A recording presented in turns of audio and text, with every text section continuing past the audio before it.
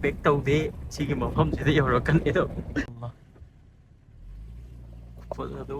ꯑꯩꯗꯤ ꯃꯪꯅꯦꯅ ꯈꯜꯂꯦꯍꯦ ꯑꯁꯦꯡꯕ ꯍꯧꯖꯤꯛꯀꯤ ꯆꯦꯅꯦꯜꯗ ꯃꯌꯥꯝꯕꯨ ꯋꯦꯜꯀꯝ ꯇꯧꯖꯔꯤ ꯃꯌꯥꯝꯅ ꯗꯨꯕꯥꯏꯒꯤ ꯁꯤꯇꯤ ꯚ꯭ꯌꯨ ꯑꯗꯨꯒꯨꯝꯕ ꯎꯔꯝꯃꯅꯤ ꯉꯁꯤ ꯑꯩꯈꯣꯏꯅ ꯆꯠꯇꯧꯔꯤꯁꯤꯅ ꯃꯥꯎꯟꯇꯦꯟ ꯍꯥꯏꯇꯥꯔꯦꯀꯣ ꯆꯤꯡ ꯑꯗꯨꯒ ꯅꯦꯆꯔ ꯍꯥꯏꯇꯥꯔꯦ ꯅꯦꯆꯔ ꯑꯣꯏꯕ ꯃꯐꯝꯗ ꯆꯠꯀꯅꯤ ꯑꯗꯨ ꯃꯌꯥꯝ ꯌꯦꯡꯃꯤꯟꯅꯁꯤ ꯁꯣ ꯂꯦꯠꯁ ꯕꯤꯒꯤꯟ ꯒꯥꯏꯁ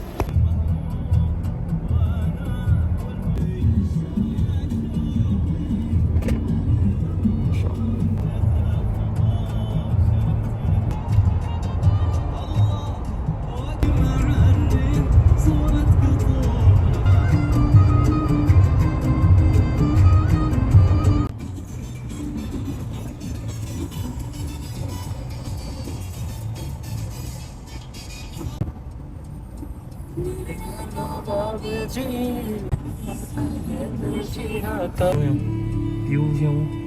ꯁꯣꯀꯜ ꯖꯨꯃꯥ ꯍꯥꯏꯔꯤꯀꯣ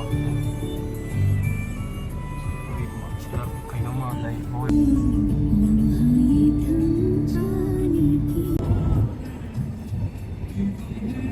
ꯃꯣꯏ ꯆꯤꯡꯁꯤꯅ ꯈꯔ ꯈꯔ ꯄꯤꯛꯏꯀꯣ ꯂꯩꯇꯕ ꯉꯥꯛꯇ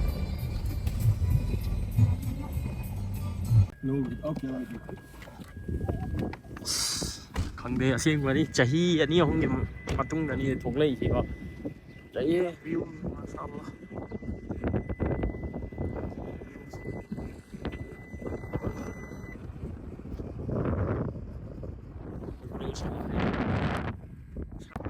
ꯁꯥꯕꯗꯤ ꯑꯗꯨꯝ ꯁꯥꯏꯀꯣ ꯁꯥꯔꯁꯨ ꯈꯔꯕꯨꯗꯤ ꯏꯪꯉꯤ ꯁꯤꯇꯤꯒꯗꯤ ꯃꯥꯟꯅꯗ꯭ꯔꯦ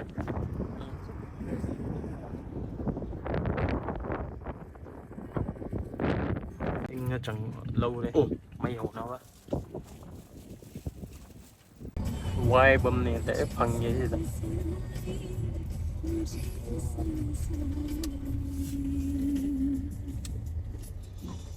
ꯒꯥꯔꯤꯗ ꯆꯪꯉꯕꯅꯤ ꯈꯪꯒꯅꯤ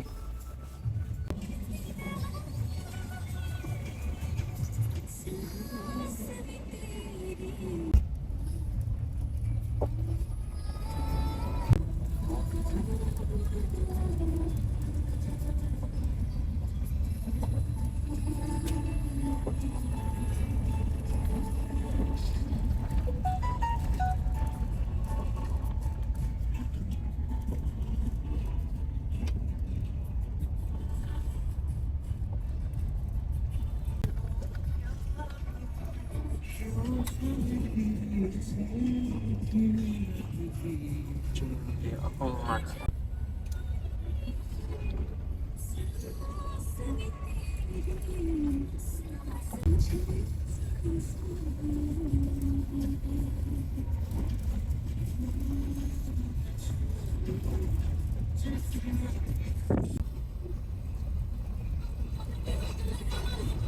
adventure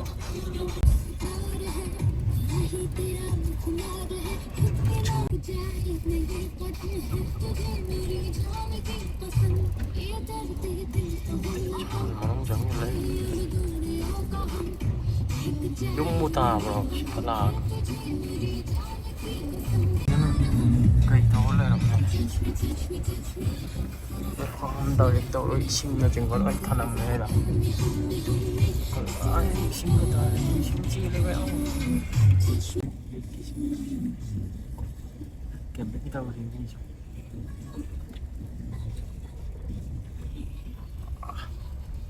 bro life ke adventure ma po moment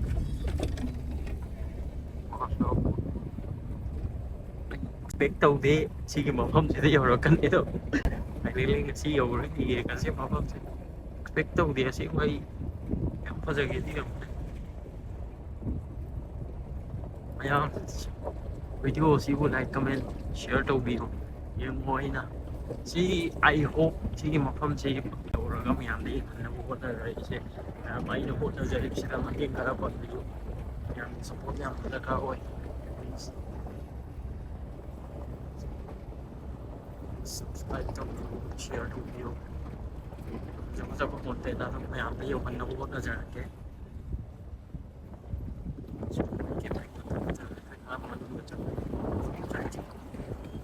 ꯂꯩꯔꯤꯅꯦꯕ ꯇꯨꯔꯦꯟꯅꯦꯕ ꯆꯦꯜꯂꯤꯁꯦ ꯂꯣꯛꯇꯒꯤ ꯏꯁꯤꯡ ꯆꯦꯟꯊꯔꯛꯏꯅꯦꯕ ꯁꯣꯂꯔ ꯁꯤꯁꯇꯦꯝꯗ ꯊꯝꯃꯒ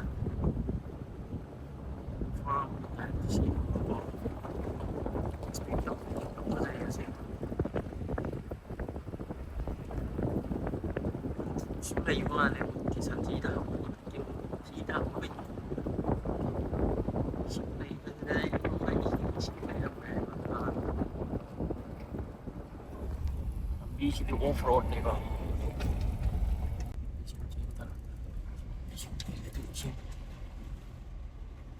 ꯑꯩ 이루가 이루리에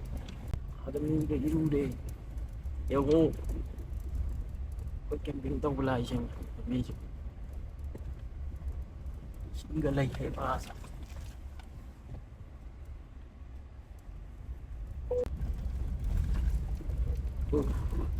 camping tàu lại xem vì khăn cái đồng này ấy xem không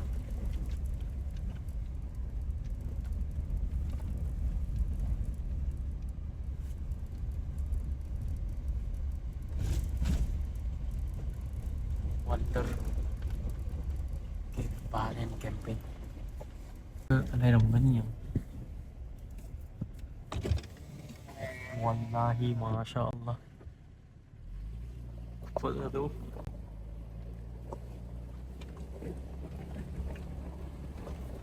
This camping area này mà người ta chỉ mà thầm mấy tiền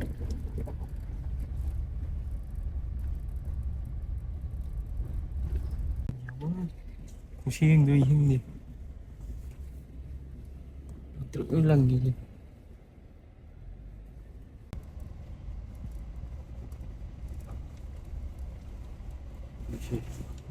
nó đi bây giờ nên mà không dầu nó không ai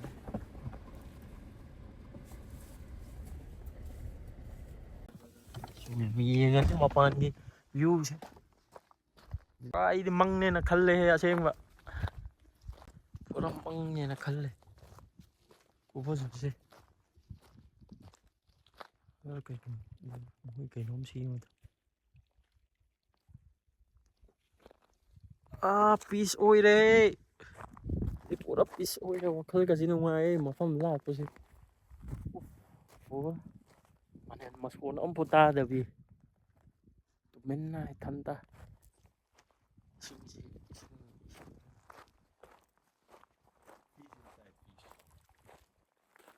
Không còn nữa này này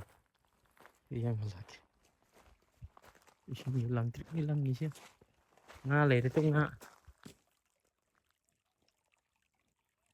trong mua mà chi này chi là chụp là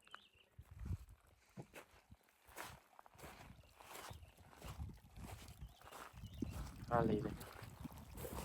mua chút đây này xin phải làm đâu ngay in đi làm in đi cái tàu đi vào Allah sida barbecue ki thamkre ising yage wow walla natural ising một thêm barbecue ki thầm cái này không chi này là thầm đấy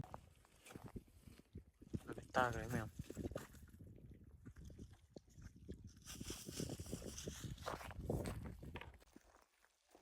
Namita kayo, mas namita ka. Ito ising, itong dana ising lay rin. Trên thật. Kapit ka na itasi.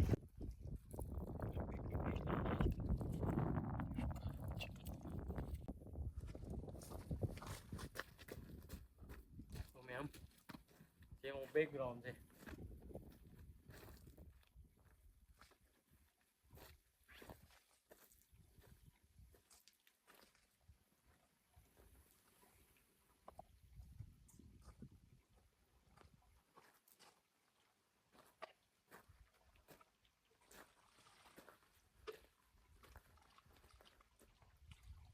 Bita cái này rồi, bita cái này, bây giờ qua này,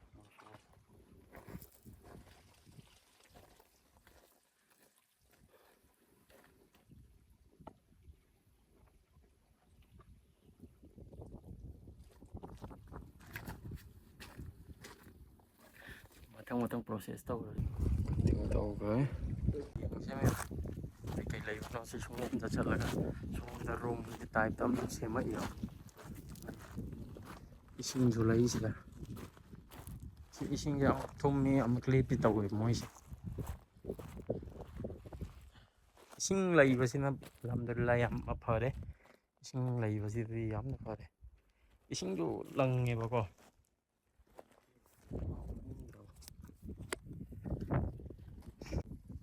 ꯏꯁꯤꯡꯁꯦ ꯐꯖꯅ ꯆꯦꯜꯂꯦ ꯀꯥꯆꯤꯟ ꯀꯣꯏꯌꯥ ꯊꯣꯡꯅ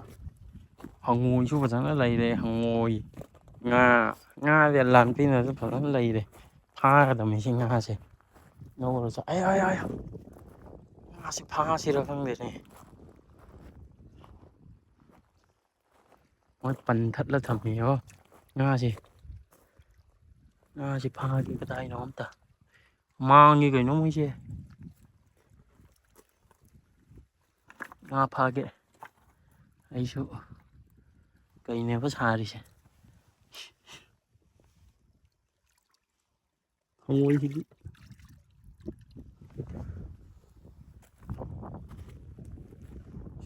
ꯂꯥꯟꯅꯗꯒꯤꯅꯤ ꯏꯁꯤꯡ ꯊꯥꯊꯔꯛꯏ ꯁꯤꯗ ꯔꯨꯝꯒꯨꯝꯕ ꯑꯃ ꯁꯥꯔ ꯂꯩꯔꯦꯒ ꯉꯥꯁꯦ ꯑꯝꯇꯗꯤ ꯐꯥꯒꯦꯍꯦ ꯅꯨꯄꯥ ꯊꯣꯡ ꯏꯁꯤꯡꯒ ꯎꯗꯦꯅꯦ ꯇꯧꯔꯤꯁꯤ ꯀꯝꯗꯧꯔꯤꯖꯥꯠꯅꯣ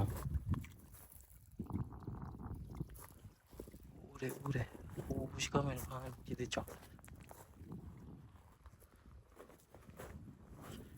ꯆꯦꯟꯁꯤꯟꯈ꯭ꯔꯦ ꯁꯣꯝꯗ ꯁꯤꯗ ꯂꯩꯕꯁꯤꯡꯗ ꯐꯥꯕ ꯌꯥꯅꯦꯕ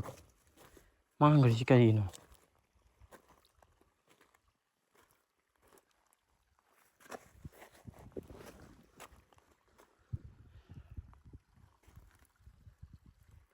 ꯄꯟꯒꯨꯝꯕꯁꯨ ꯊꯠꯂ ꯊꯝꯃꯤ ꯃꯣꯏ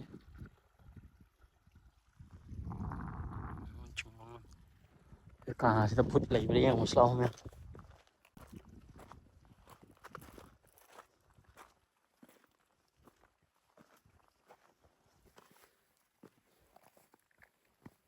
यहाँ पे कुछ बन रहा है देखते हैं चलो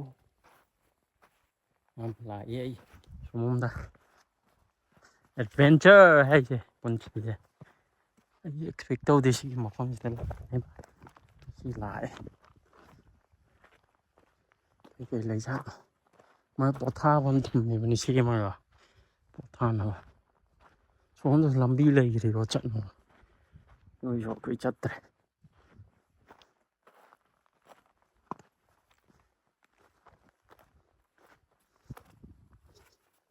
ꯅꯣꯡꯅ ꯃꯈꯣꯏꯁꯦ ꯐꯖꯅ ꯁꯦꯝꯃꯒ ꯊꯝꯃꯁꯨ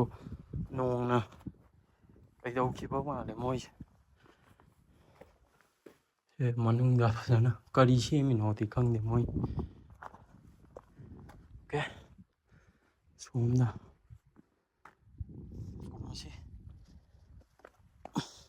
ꯏꯁꯤꯡꯅ ꯅꯣꯏꯅ ꯊꯨꯝꯊꯈꯤꯕ ꯃꯥꯜꯂꯦ ꯃꯣꯏꯁꯦ ꯐꯖꯅ ꯁꯦꯝꯂꯒ ꯊꯝꯃꯁꯨꯀꯣ ꯉꯥ ꯐꯥꯁꯤ ꯉꯥ ꯐꯥꯅꯕ ꯇꯧꯁꯤ ꯃꯌꯥꯝ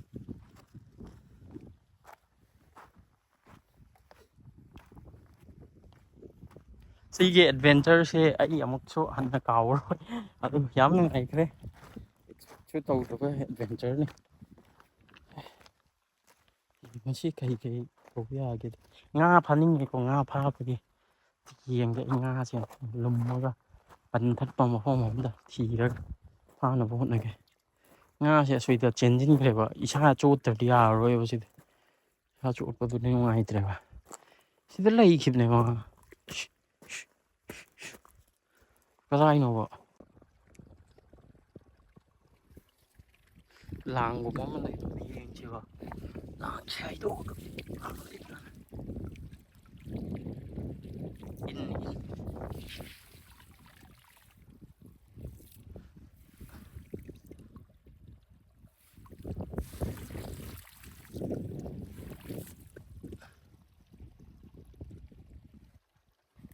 anh làm phần nghề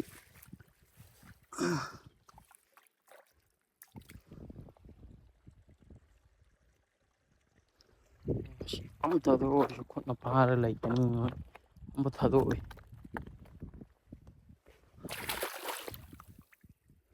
Corino lai sao tao mang gì nè Đây ngơ. Ôi nữa ấy. Ngơ.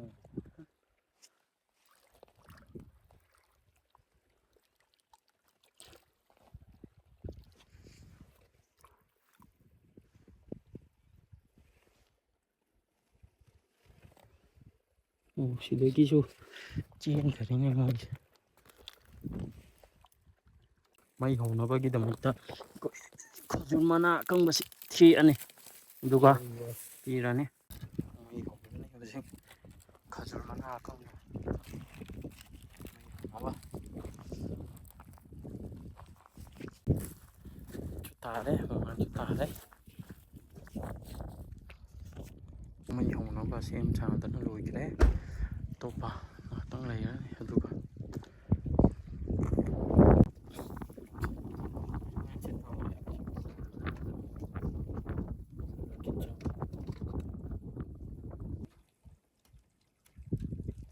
hore chapa hore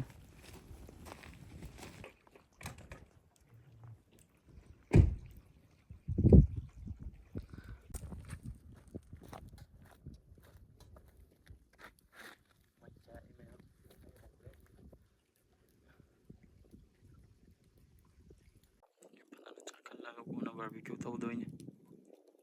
chicken do marinate tawre project ka paring kita parai kita liang ani chapa ina beef ni ma'am beef barbecue beef mi ji so adam tapna chak tan lo jila e mai tan ho la ko do re jila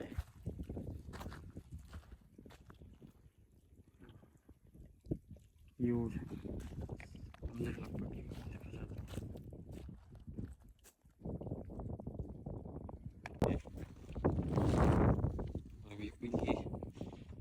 dana lùi đấy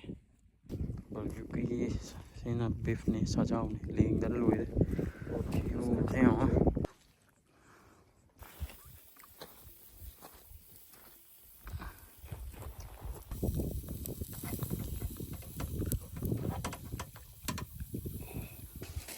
mulai mẹ lùi đấy barbecue udah kan tak namanya itu barbecue setelah hồi bọn mà cha